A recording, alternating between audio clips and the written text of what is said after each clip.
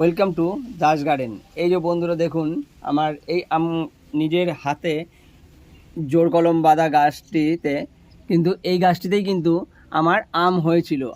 আপনাদেরকে আমি ভিডিও দেখিয়েছিলাম। আমার